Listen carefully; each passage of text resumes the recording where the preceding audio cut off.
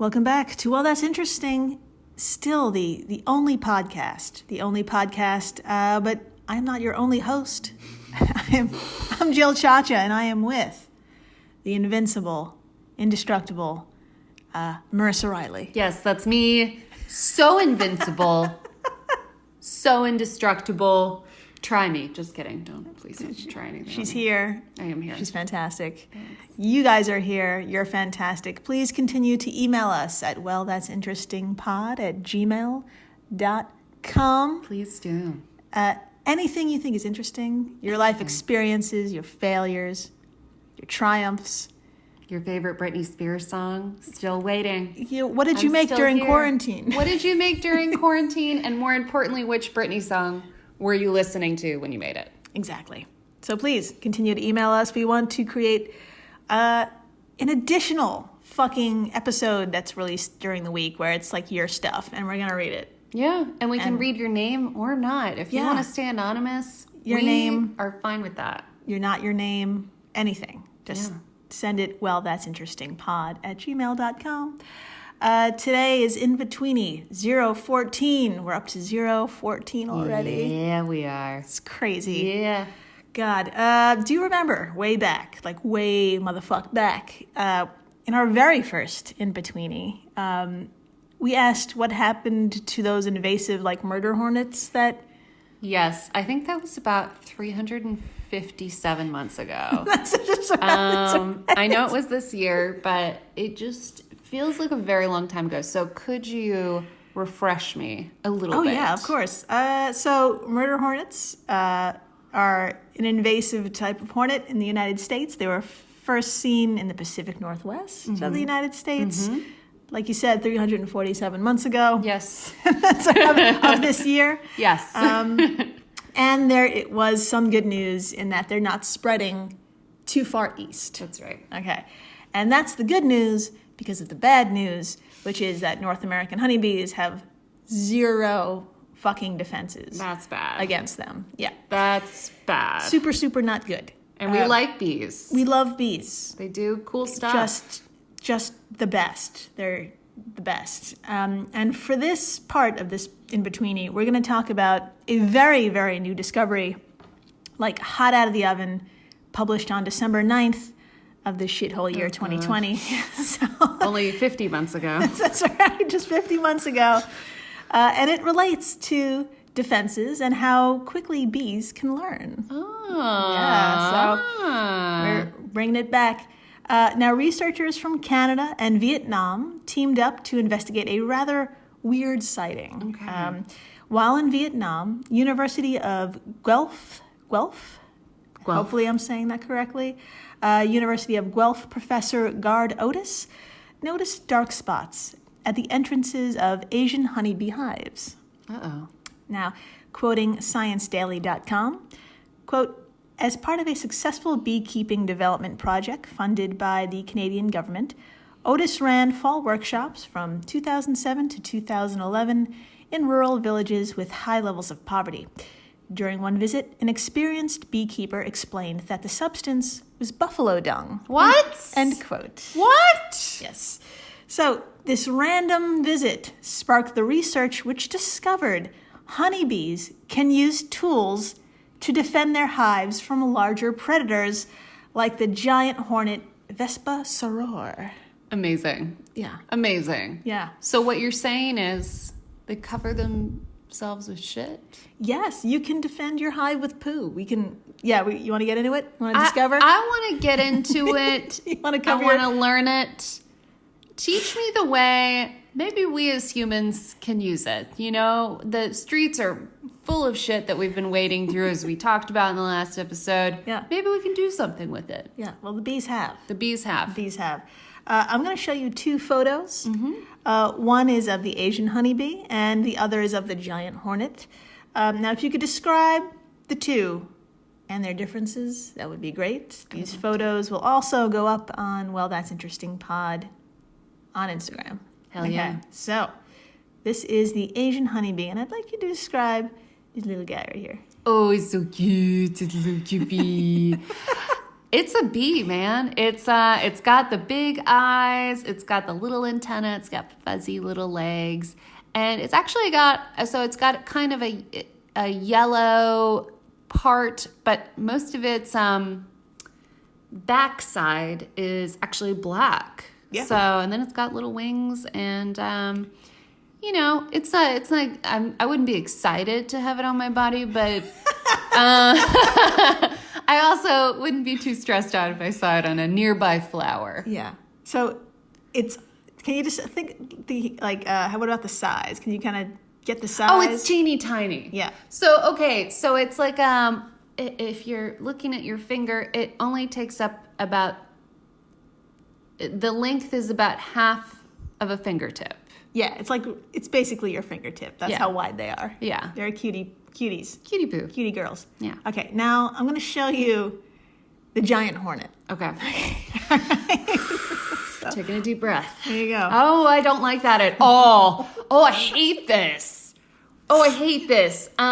So, okay, this thing is on someone's hand, and it's about the size of, like, if you lay your hand out flat, it takes up the size of your fingers. So it's about the size of a palm of your hand. Yeah. That's what I would say. Yeah. And I hate that about it. And it's red, and it's scary, and it's got like a black body, but then it's got red and black stripes. It looks like a demon.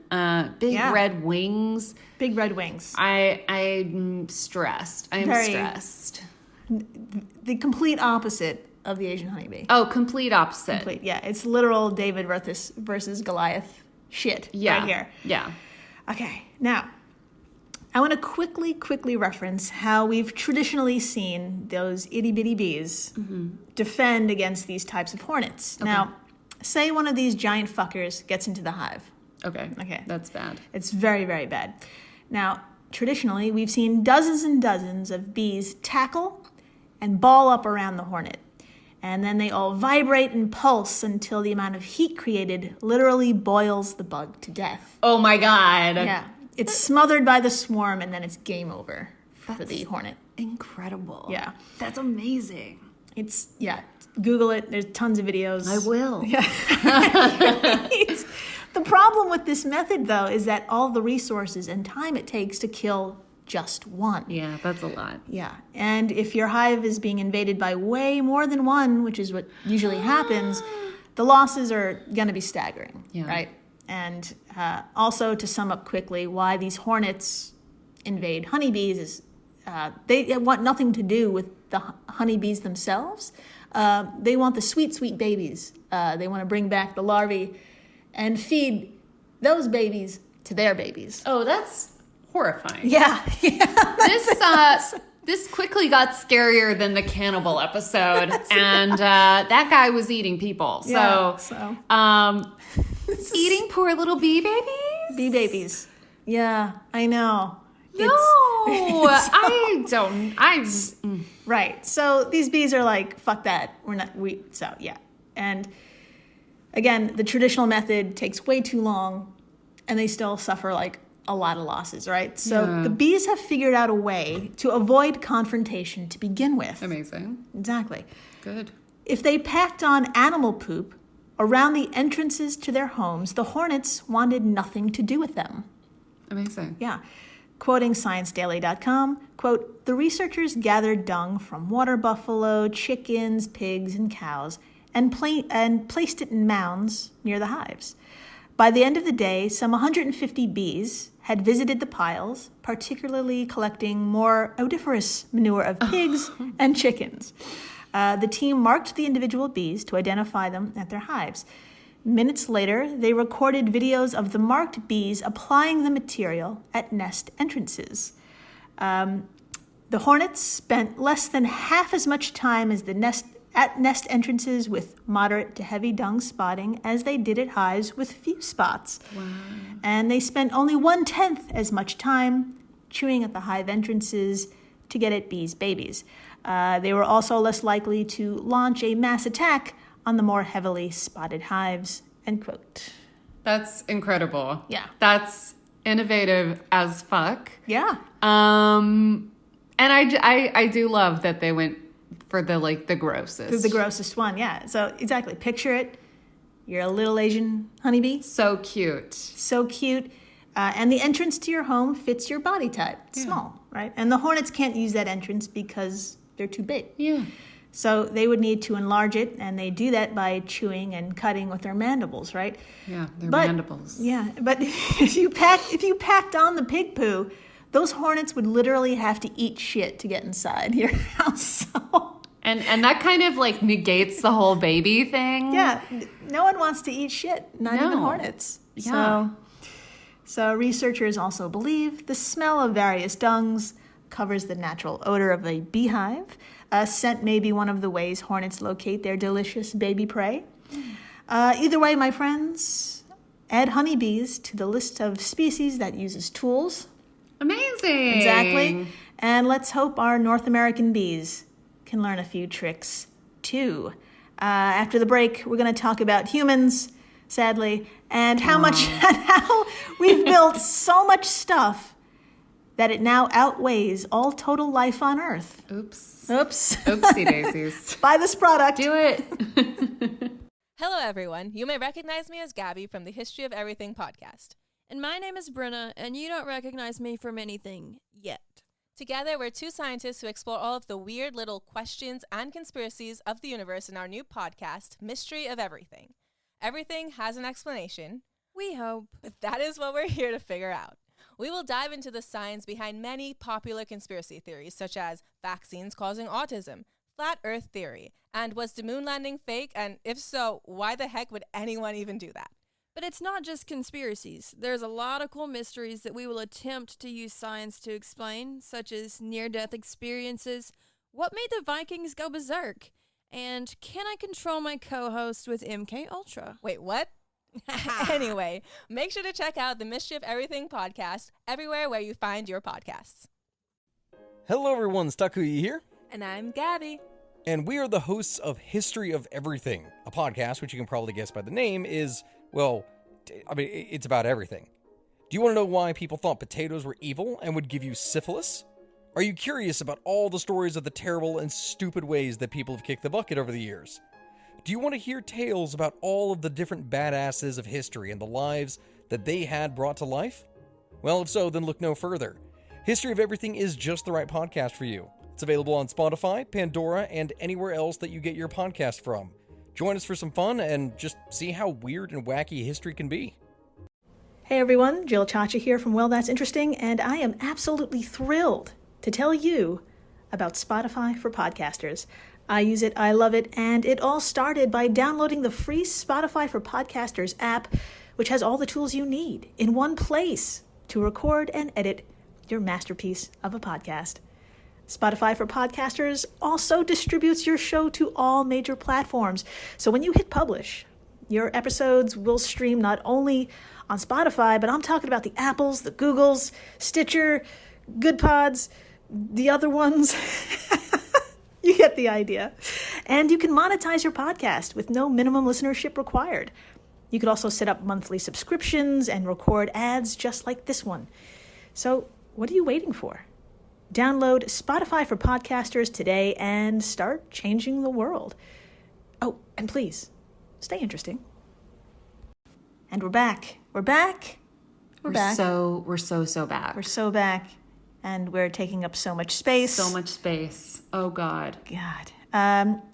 In another study published on December 9th, it seems humans have reached quite the milestone.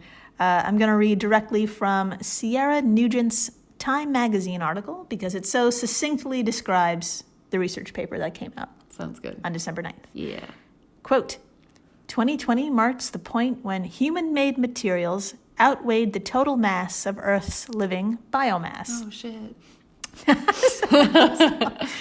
Scientists at Israel's Weizmann Institute of Science found that the total mass of human-made materials, such as concrete, steel, and asphalt, has increased rapidly since 1900, when it made up the equivalent of just 3% of the mass of living biomass, which is plants, animals, and microorganisms, all the things, like those bees. Like bees. Like those damn bees. as humans have constructed more buildings, roads, structures, and objects over the last 120 years, the mass of human-produced materials has grown from less than 0.1 teratons to roughly 1 teraton, and a teraton is 1 trillion tons. Oh my God, that's so much. In just 120 years, 0.1 to full 1. To a full 1. That's a lot of ones, I know. Crazy. But a full 1. Wow. A trillion tons. Do you want to read? Okay, so not only are we building shit, but read this next part right here. I would love her to. article of, let's see, right there. Okay. Meanwhile, humans have been steadily reducing the amount of plant biomass on the earth through thousands of years of land use, like cutting down trees, to planting fields and raise livestock. Today, according to the study, all the living plants on earth weigh roughly 1 teraton, half of what they did when the agricultural revolution began 12,000 years ago. Oh shit. That was not, oh shit was not part of the quote. That was me reacting to this quote. I have a feeling it was there originally. Maybe they Perhaps. they editorialized. They redact all of the oh shits. I think there were several oh shits in this quote. So many shits. Continuing with the Times article, quote, for the last 5 years, humans have produced on average 30 billion tons of material every year. Another way to look at it, every week we produce more than the equivalent of the body weight of every person in the world. Oh my God. If current trends continue, human-produced materials will weigh triple the total mass of living biomass by 2040, according to the study. End quote. And just a gentle reminder, that's only 20 years away. That's only 20 years away. I'm going to be alive for that. Everyone listening. Maybe. Yeah, I mean, hopefully. unless, I don't know. I slip on the ice or Corona gets us all. But I don't know, man. 20 motherfucking years, man. oh my God. Yeah. I'm going to be like What? 30. We're all going to be 30. I'm gonna be 30. That would make me By 10 right now. Anyways. So slow the fuck down, everyone. You don't need to go Christmas shopping this year, maybe. You don't need to buy shit. No, don't buy stuff. You don't need shit. Yeah. Except subscribing to this podcast. Yeah. See, it doesn't weigh anything. It weighs nothing. It weighs nothing. It weighs nothing. It just nourishes your mind. That's right. With things, that real things. Yeah. We're just talking about bees and shit. Yeah. What else do you want? I don't know. And if you do know, tell us. And we'll Email talk us. about us. Email us. Wellthatsinterestingpod Yeah. at gmail.com. DM us on Instagram. Wellthatsinterestingpod. Damn right. And for fuck's sake, stay interesting. Oh, please do.